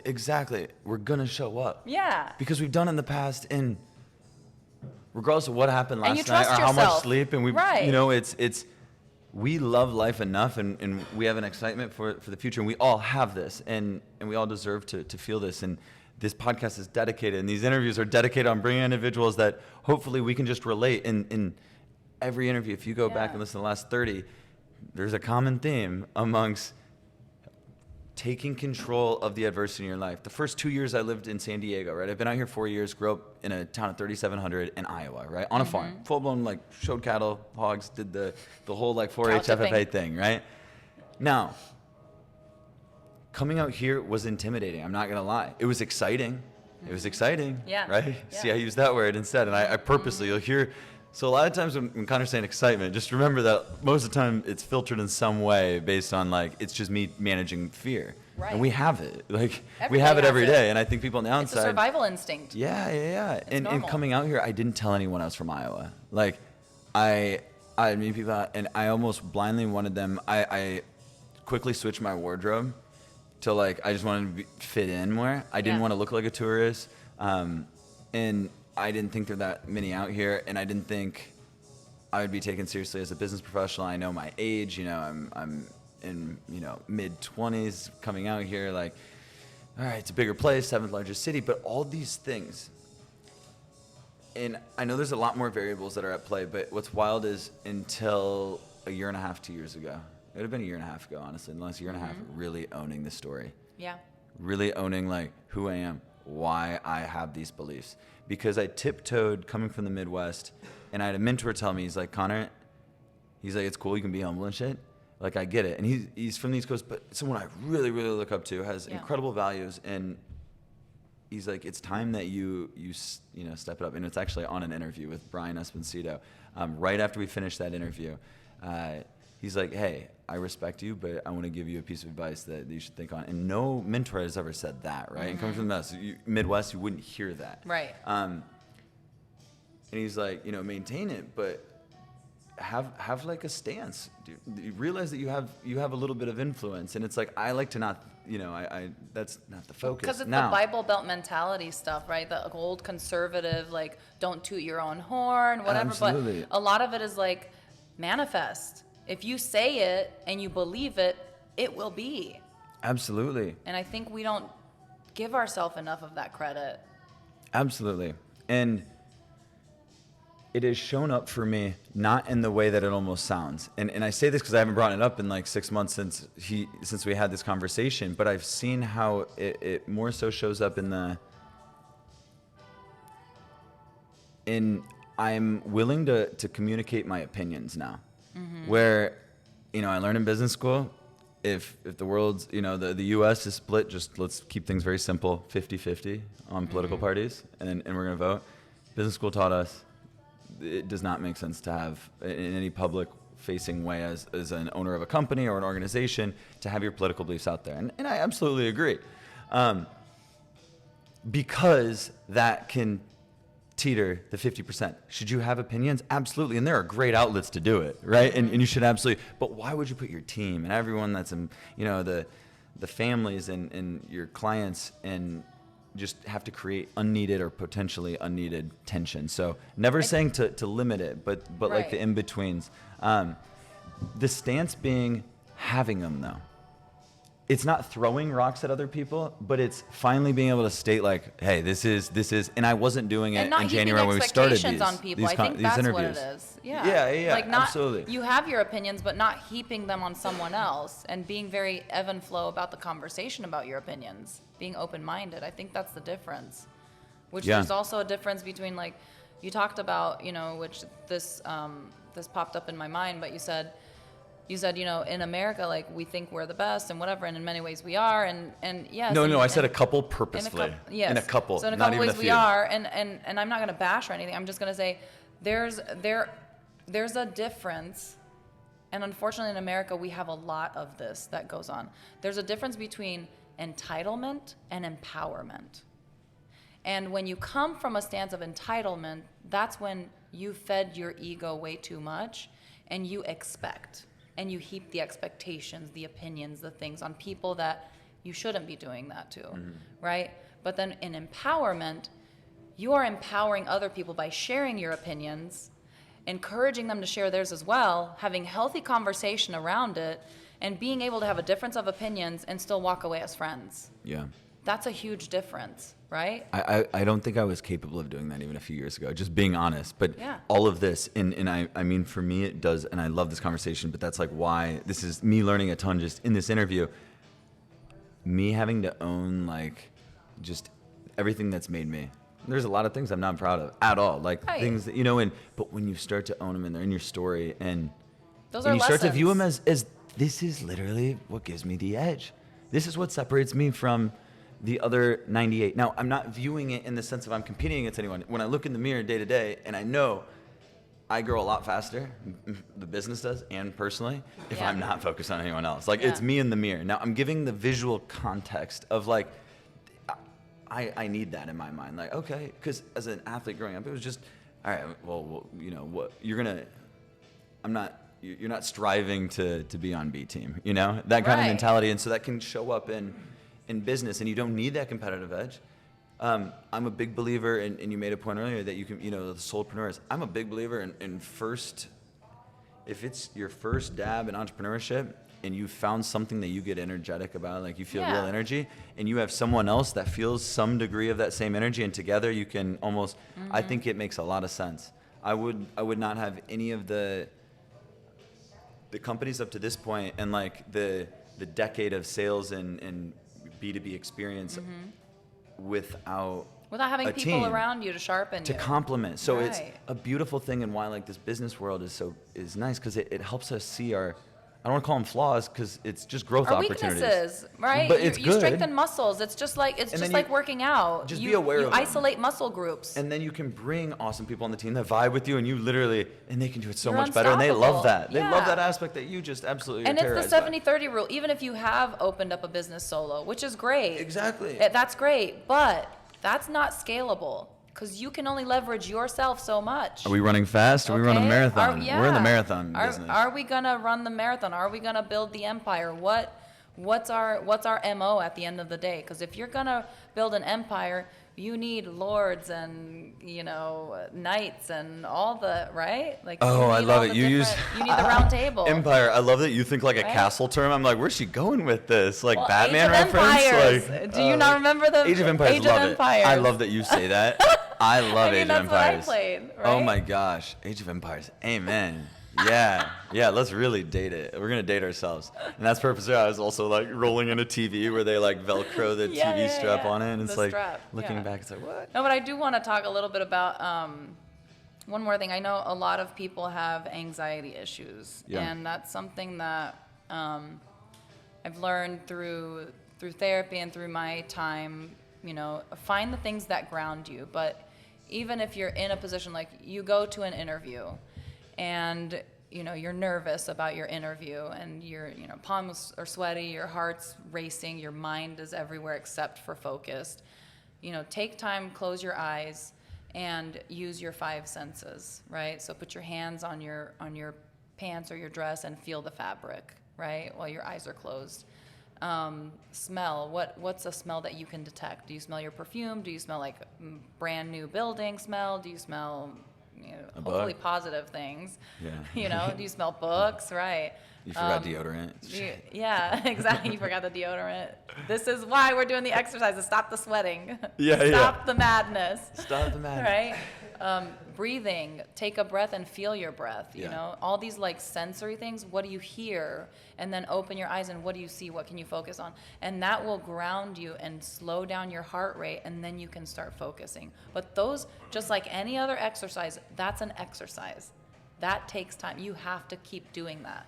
And triggers, same thing. When you get triggered because you've had a trauma, when, you know, someone maybe yells at you and you grew up a certain way, or you had a relationship where you got yelled at, and now you have a huge startle reflex and it triggers you, and that's when you need to do your grounding exercises. And as an entrepreneur, you're gonna have a lot of triggers coming from everywhere. Like, the day could be a shit show at some point. How are you gonna react and respond to it? And if you can control yourself and your reaction to it and just bit by bit chomp at it and reel it back in, you're going to be okay. You're going to live another day, and then you'll live another day, and then another day, and then another year. And then before you know it, you've got all this life experience where you're not afraid. Yeah. You're not afraid of failure. You're not afraid of business. You're not afraid of chasing your dreams, because you know if it doesn't work out, that's okay. I'll pivot. Like we have a team, and we love what we do. Like, that's a crazy part, because that's what didn't make sense when I was first starting, and in both of us, like, I know we all, it's human to have the imposter syndrome. No, that would be an awesome life, but not for me. Yeah. There's a few people that are gonna, you know, hopefully listen to this, and maybe some aspect of something we talked about had like resonated, and feel that energy, explore it, and that's a lot of this. What you're explaining is this aspect you can call presence, right? But you're taking back control of your emotions, but you're really just reminding yourself of, I'm here right now. I'm safe. I'm safe. Yeah. Oh my gosh. You can be really nervous, aka excited, in parentheses, what most of us call fear. I.e. Yeah. Yeah, I.e. we feel it. excited. And reminding ourselves before those, we're going to go talk in front of a stage of 50 or 100 people. And knowing that little bit of like jittery or anxiety that naturally most of us should feel, because I feel it too, even though I like talking on stage, it's reminding yourself of the work that went into even get here. Absolutely. Right? Like, give yourself I've credit. worked so hard to this is like what 2 This is years what ago I I'd be like, want. no way, that's it. Yeah. Someday I'm going to. But that's what happened. And it came from the networking and it treating people well, right? And not having an intention, right? And magically these things start to compound. For me, the community and the collective and communication and conversation and in person is very big to me. So I purposely want to leverage that. Like I say, I'm not, like most of us, we're not, any of us, my firm belief, unless you're like an Elon, we're not that good at many things. We're good at a couple, all of us, but we're good at a couple. And it just comes down to uncovering what those are. And I can tell you that the best thing that I've learned is following that little feeling thing. Yeah, Feeling your that gut feeling. When you instinct. start to get a little excited about something, just go with it. Don't think about failure. It doesn't matter, like failure or not. It doesn't even have to make money. Just chase it. Just chase it. Well, and that's the thing. I think that's what a lot of people don't get is like they're thinking about how can I make the money, right? And that's what clouds the judgment. Exactly. So but if you do it for fun first, magically, don't quit your day job, people. How Money many times trickles have I in. said this? Don't quit your day job, but do what you love doing and explore that, get to know that, become, your own master at it. And then you can start thinking about, okay, let me make this a part-time gig. Let me charge somebody. At first, you might charge somebody $5, right? For like a 30-minute session or whatever you're going to, like a consultation, right? And then after a couple of times, like, then you really get a system down. You're like, I know I'm making an impact. I know I'm making a difference. I'm going to triple my rate. And that's how you grow, right? Slowly but surely, like your growth mindset, right? But you have to be completely okay with just being, it's the concept as an intern, right? Being an intern, doing it for free. Do it for the Because love I'm of doing doing it for it. me. Do it for the love of doing it. Do it for me. right? Why would anyone get an unpaid internship? But if you think about it in the sense of, all right, well, this is only going to set me up in the my future. It's investment literally, in but myself. this is for myself. You're not going to a business as an intern. You're an intern. I'm You glad are I your had own unpaid internship. internships because then I Right? just realized, oh yeah, Connie, It's you fun get getting those paid. spurts of like, oh shit, are we onto something? And then like Yes. crashing. No, you're nothing. And Yeah. like now you just start falling in love with those reminders because it's like, damn, yeah. Trauma bonding at its Right? best, But right? but things start to like plateau, right? You get into entrepreneurship and the waves look like this in your first year, right? Like, and then potentially, if your company's still around in a few years, or you've been in the scene for a little bit, and again, Yeah. there's a handful of companies before this one. Right. And all great learning opportunities. Goddamn, you can't find those on udemy.com. Yeah. Now, what I'm learning is that, we're in 6th going on 7th year. It's not as much this, and I'm doing it for the camera, but it's more of this, right? Right. And I think a lot of this same work that we're talking about in the business is the same shit that applies to us in the personal growth and us Personally. coaching ourselves. Right. And being in control of our emotions is the same way we show up and lead the team. Right. So why not invest and have that? I love that. The unpaid intern mindset of if you want to get into entrepreneurship, that unpaid internship mindset, if you can be unpaid and do it outside of your full-time gig. And I love that you say that because I think that makes sense for 98% of people. Absolutely. Yeah. So don't blindly start believing like this in between. So that I keep going to the blind investment, like the nonprofit, and please, right? what the hell is this? How does all this come together? And this is literally the next point. So what is the blind investment? I think this is like the best time to talk about it because we've been talking about blindly investing in ourselves, blindly investing in our passions, blindly investing in like business and relationships, things like that. Like you don't have the guarantee that you're gonna get an ROI, like a great one. Yeah. But you do it with a good heart, with great motives, with pure motives because you hope, right? It's a hope. And that's what an investment is. It's a hope. It's always gonna be a hope. So the Blind Investment is a nonprofit that a couple of survivors and I just launched in my garage. They were supposed to just come and like help me think it through because it had been birthed during my process of leaving. And they wound up being my co-founders. So we've launched it at the end of July of this past year, and What that's are their what we're names? trying to spread awareness. Bethany Shields and Megan Perocha. Bethany? Yeah, so we're going to have, Megan, we're props. established in Washington State and then also Colorado State. Beautiful. It's domestic violence, transitional housing, and entry-level employment for survivors and victims that are fleeing with children, so with dependents. So for me, for example, when I fled, I had 5 kids in tow. I had to find an Airbnb. I had to find a long-term lease. I didn't have a job. Then COVID happened. Talk about being an entrepreneur. Like, I could have went as a nurse, but it was a scary time too. And I was like, I actually sat down with my kids and I said, would you guys like for mama to go back to the ICU and work? Because they remember, the older ones remember both sides of me, right? The woman that was gone for 12 to 14 hours a day, came back exhausted, went back for another round, like 3-4 nights a week.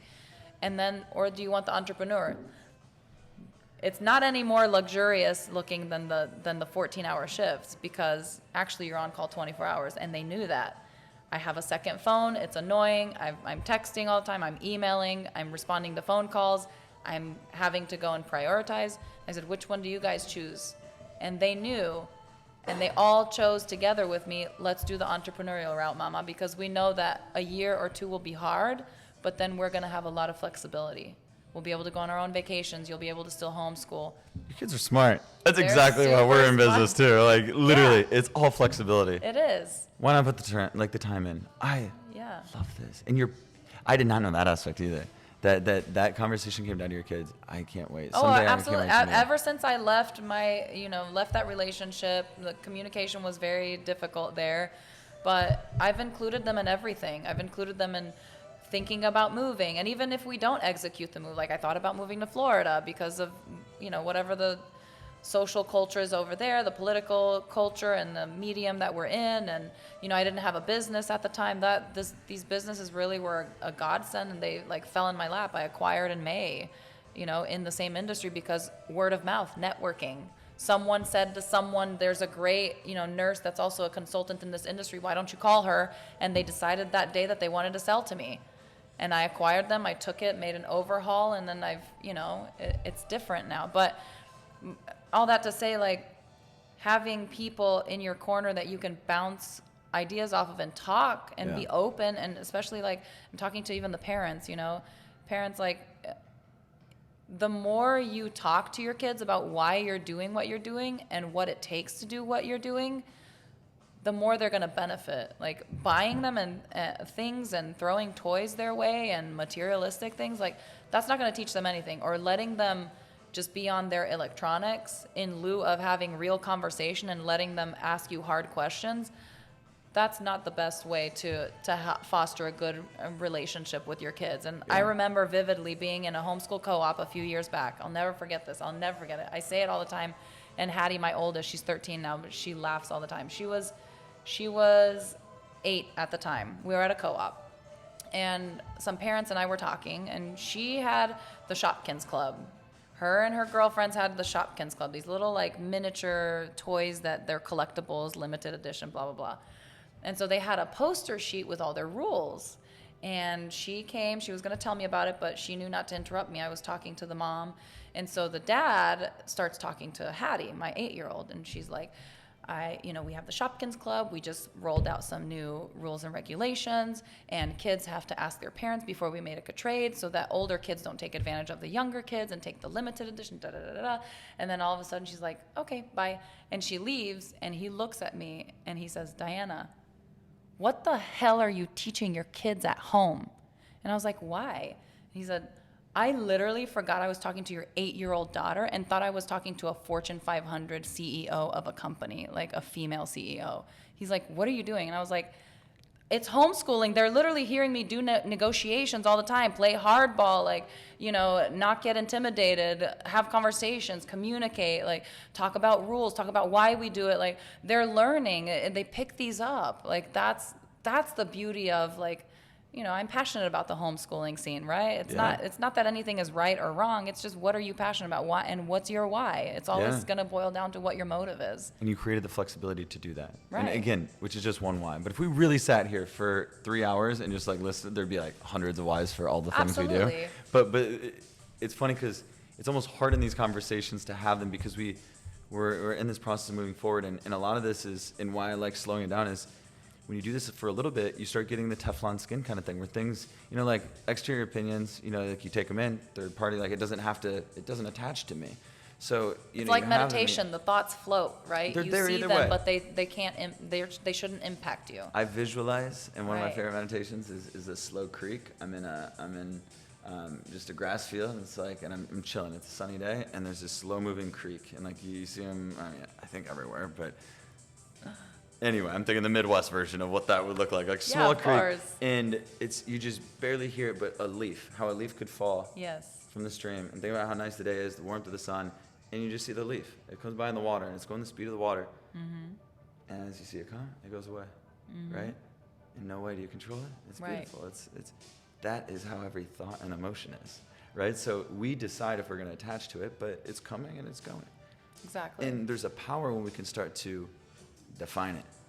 And then when you hear about people and when they get identify where excited, it's coming from. Where's it coming from? Exactly. Does it come from a wound that I need to address? Does it come I from like an the opinion? first filter of future or past right off the bat. Yes. Because now I'm starting to understand, well, are my thoughts and is Connor's EQ and mental health, is he leaning towards the future? I know for me, as present as I am, I naturally lean towards the future because I love innovation. And I would guess that most of the Visionary. people on Me these too. interviews And it can be overwhelming. literally do. Yeah. It creates anxiety. But anything in the future that's out of our control, aka anxiety. Anything in the past that's out of our control, aka depression, right? Right. Now, I'm simplifying, but that's the beauty of this presence thing. Like, there's no magic to it. It can take form for a lot of people. Yesterday, I had a call with a very successful former CEO, just a female boss out of Denver that has run huge organizations.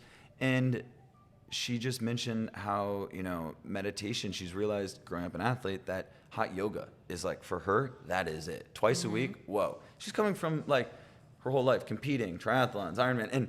And so I You slow love it that down. because it's exciting. And the reason why we get excited talking to each other is this whole life is just this experiment with ourselves. And if we is. decide to be a little happier, then magically watch how the universe or what God or all the gods, I believe in them all, Right, they're right. all in our favor, and Yeah. they want us to do good. They want us to find love. They want us to be able to give more good.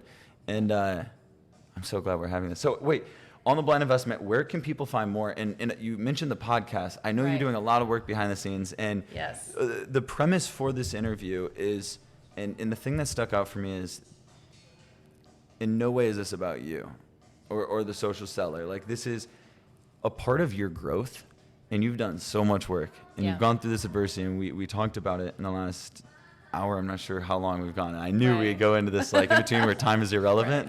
That usually Right. always Into that's the a good abyss. indicator before YouTube that usually it means we had a good conversation. And shit. Okay, where was I? Before the YouTube.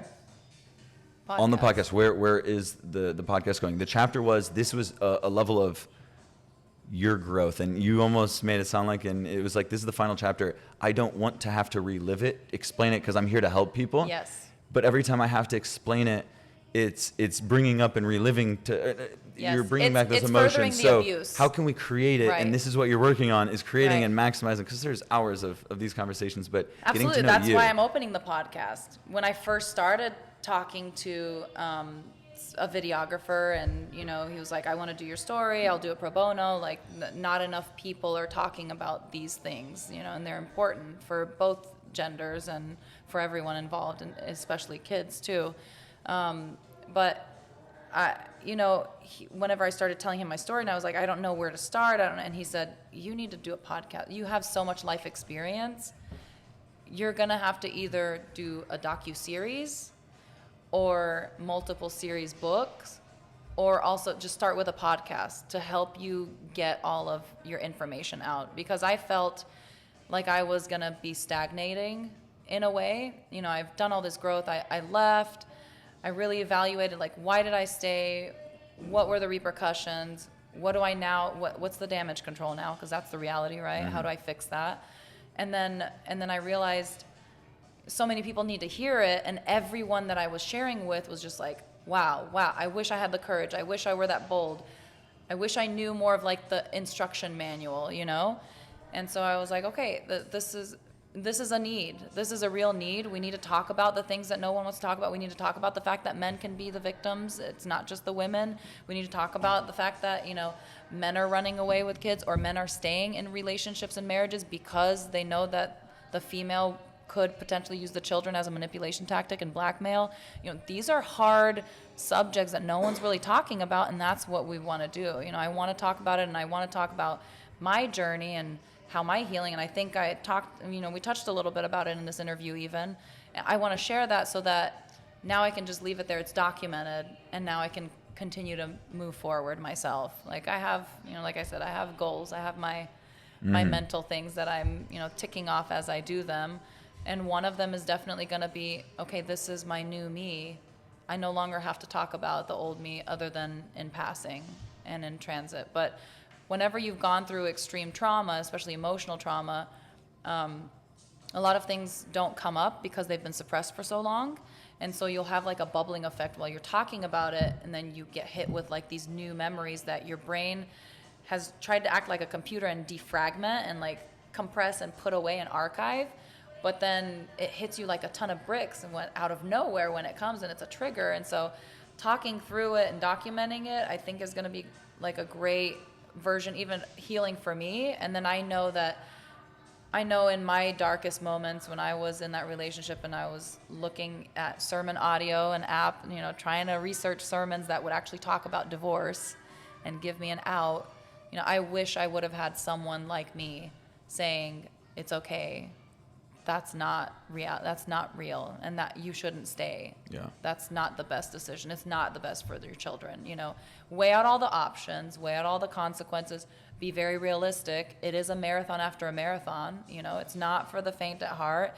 I thought I went through some hard things, and I have in my life, but this was the most difficult thing I've ever been through in my entire life. And a lot of it is because you have children and you can't control the outcome. It is a blind investment. Yeah. So I blindly invested a lot in every facet of life. And now I'm starting to slowly see the returns. And so that's what the blind investment is. So you can find us on www.theblindinvestment.com or on our Instagram or Facebook page. It's also called The Blind Investment. We have a YouTube channel, just a couple of little videos with me and my kids and our progress and inspirational music. But I'm really here to just inspire and empower, and answer questions. I love answering questions. I love digging deep into, what people are trying to become more aware of. It really, it all starts with self-awareness. If you can be aware of yourself and your surroundings and what you're doing right or wrong, then you win. Amen. Preach. Damn. I love it. So Instagram and theblindinvestment.com.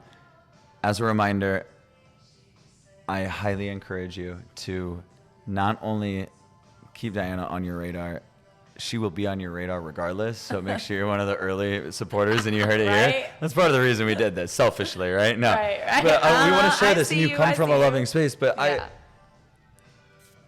Luckily, through networking and being able to help and attract quality people, we've been able to connect each other with other people, and this ripple effect can start. And I'm glad that there's a chapter mark. I have a good feeling that we'll be able to do another interview here in the future and maybe more down the road. So thank you so much, Ann. This was an awesome one. Yeah. Appreciate you like no other. Woo! Oh, whoa. In the last, at least 5 to 6 years, to the community, regardless of where you're at. You grew up in rural Upper New York, correct? Yeah, like right outside of the city, and so grew up with 5 acres and a pond and everything. So, yep, a lot of people don't know that. They think I'm just straight up city boy, but I got a little outdoors in me. I love it.